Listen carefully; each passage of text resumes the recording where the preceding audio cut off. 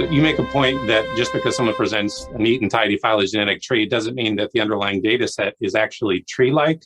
So the tree's presented, but to get that tree, one, it may not exactly line up with the data, but two, you can take the data and invoke convergent evolution or loss of traits to try and weed off the parts that don't exactly fit well with the tree. So if I'm thinking of a student, a nephew, or someone else who's going in high school and he sees a nice thing in a textbook, what would you say to a kid like that if he was presented with a journal article that says this is actually only 65% or 40% congruent with the actual data that's supposedly underlying it? And if I do read the data and if it says 40% congruent or not, what does that mean? And then after that, I'll let you answer, but after that, I want to go on to Winston Ewert's dependency graph model and the idea of a designer reusing components, which is actually far more amenable to explaining these pieces of data that sometimes line up with the tree and sometimes don't, and that thus seem a better explanation of the data than the theory that all of life is tree-like. Sure. So if I was talking to your nephew, the first thing I would tell him is that it's important to understand that every phylogenetic tree is built entirely upon assumptions. Okay. The raw data are, we just have organisms with different traits. Okay. This bird has wings, blue feathers, and a beak. This mammal has sharp teeth, hair, and 4 legs. Okay. We look at different traits in organisms, we compare them, we ask, and then we assume when we build a phylogenetic tree that similar traits. And hold on. Let me stop you there. You say assume. So if he asks, okay, but the teacher says that's the assumption to make, would you say to him, well, actually, there's no basis for the assumption. It's just what we do to get along in the scientific community, or what? I wouldn't say there's no basis for the assumption that similarity reflects inheritance from a common ancestor. What I would say is that there's no basis to assume that the assumption is always true. And there's no basis for saying that that assumption has to hold true in all cases or even in many cases. And there's a few reasons for this. Number one, we know of other mechanisms that can generate similarities between different organisms. One of those, or different designs, let's call it common design. Designers will regularly reuse parts that work in different designs. Well, I know we'll get to the Winston Ewert graph model.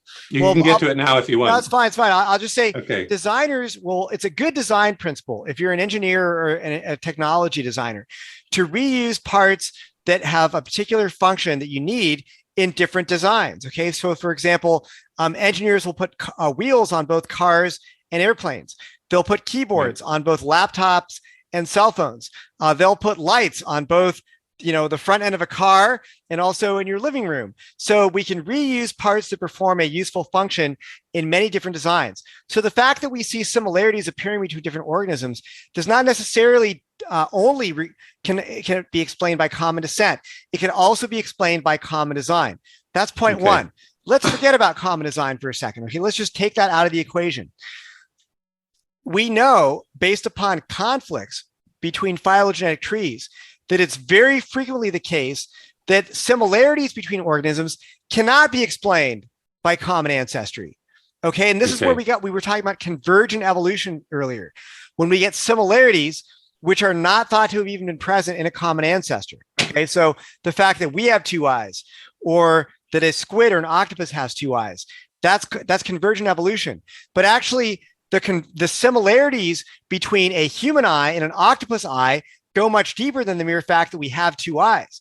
Both organisms have what we would call a type of camera eye, which has a very similar basic design, which is nearly identical in almost all respects. Okay, there's some differences, but the basic design of our eyes and a squid or octopus eye is nearly identical. Okay, and yet those similarities are said to have arisen strictly by chance. Okay, there's no inheritance from a common ancestor that caused a squid to have a camera eye and us to have a camera eye. It's simply by chance that we have this nearly identical eye design.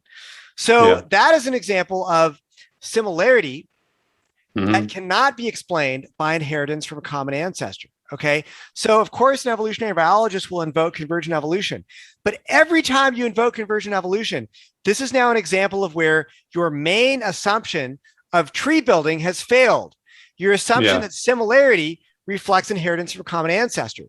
And so when you look at the literature and you look at some of these phylogenetic trees that are published, you find that sometimes upwards of 30, 40, even more than 50% of the characters that they're studying in a data set do not fit into a tree-like pattern when you try to take all those organisms with their characters and fit them into a tree.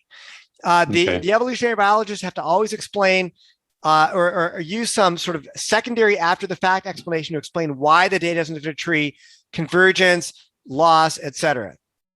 Yeah, so if I can stop you right there. So suppose we just have 10 traits and you're going to build a tree and your animals all fit into this tree, but only 5 of those traits are such that they trace back to a single individual that had them, that then gave them to its descendants. And then the other ones are cases where the trait is in one part of the tree, and if you trace it back, the earliest ancestor of it that had it is not also an ancestor of the other one. So you have 2 parts of the tree in which you have 2 ancestors that developed this trait, and they don't go back to an ancestor that also had the trait. They just sort of came up with it on their own. Those separately developed, evolved, quote unquote, traits are not evidence for universal common descent because they appear in 2 different parts of the tree. And yet, evolutionists would want to come along and say, common features demonstrate that the tree is correct, that there was a tree in regards to the descent of life from earlier organisms. Depending on where you look in the tree, it's evidence for common ancestry, and it's not evidence for common ancestry. Cherry picking, if I may call it that. I think what you said is mostly accurate. Yes, there certainly is an element of cherry picking. In fact, sometimes there are recommendations that biologists should just ignore what they call unreliable data. There's a molecular systematics textbook that says eliminate unreliable data. Basically, data that doesn't fit the tree very well. We can just assume that something wonky happened there, and that's why the data is doing something different from the rest of the tree is saying. So yeah, okay. I mean that is certainly a practice that they engage in. But yeah, I mean the problem is that that the idea that similarity implies inheritance from a common ancestor, that's an assumption. And it's an assumption that fails over and over again when we're trying to construct phylogenetic trees. So that does not make for a very compelling model. Thank you for listening. Credible Faith is a global missions-minded apologetics ministry with content available in 7 different languages across 7 websites: German, Russian, Italian, French, Spanish, Portuguese, and English. If you would like to support the global apologetics work of Credible Faith, go to crediblefaith.org and click on the donate icon.